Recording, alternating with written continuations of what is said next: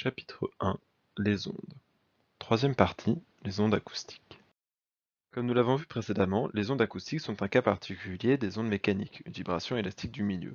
Dans l'air, c'est la pression qui permet une série de compressions-dilatations élastiques qui se propagent, telles que dans ce schéma où la densité des points représente de façon très exagérée la compression de l'air.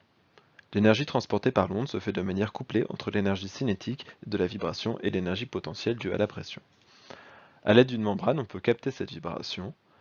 Dans un micro, le mouvement est ensuite transformé en tension électrique grâce à une bobine et un aimant. Dans l'oreille, le tympan est mis en vibration. Cette vibration est ensuite amplifiée par les 3 plus petits os du corps humain avant d'être transmise à l'oreille interne qui la traduit en influx nerveux. On distingue, en fonction de leur fréquence de vibration, 3 grands types d'ondes acoustiques: les infrasons, les sons et les ultrasons.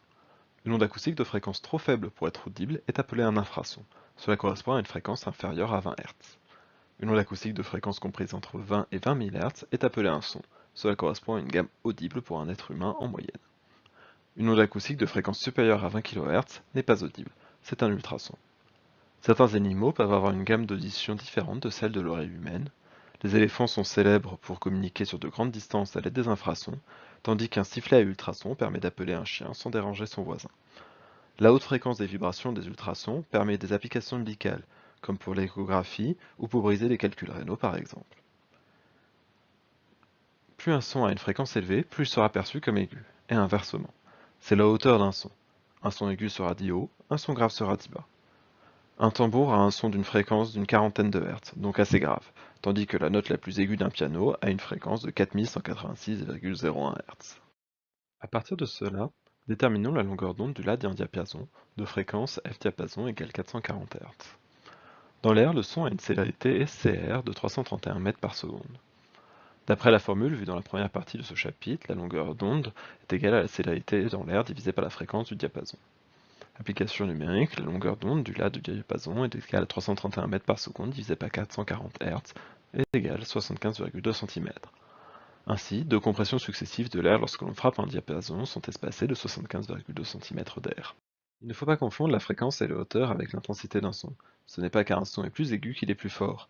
Le son d'un marteau-piqueur est plus grave que celui du vol d'un moustique, pourtant il est beaucoup plus fort. L'intensité d'un son est le rapport de l'énergie transférée par l'onde par unité de temps, c'est-à-dire sa puissance, et par unité de surface. Elle se mesure en watts par mètre carré. Cependant, le plus souvent on préférera utiliser le niveau d'intensité sonore, qui se mesure en décibels. C'est une échelle logarithmique, dont le 0 est le son le plus faible que l'on puisse entendre. Une augmentation de 3 décibels correspond à un son d'une intensité doublée. Voici une échelle représentant le niveau sonore pour différents sons.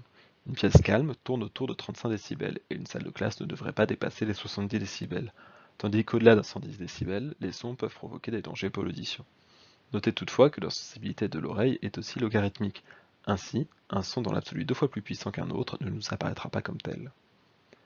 Pour calculer le niveau d'intensité sonore, on utilise la formule L, le niveau d'intensité sonore, est égal à 10 fois le logarithme de l'intensité sonore divisé par l'intensité sonore de référence. L'intensité sonore de référence, L0, est égale à 10 puissance moins 12 watts par mètre carré. C'est l'intensité du son le plus faible qui soit audible par l'homme. Attention au facteur 10 de décibels, qui sera relié au préfixe déci. La sensibilité humaine n'est par ailleurs pas la même pour tout le spectre, la meilleure sensibilité se faisant dans le domaine de fréquence de la voix humaine. Application. Déterminons l'intensité d'une voix de 60 décibels.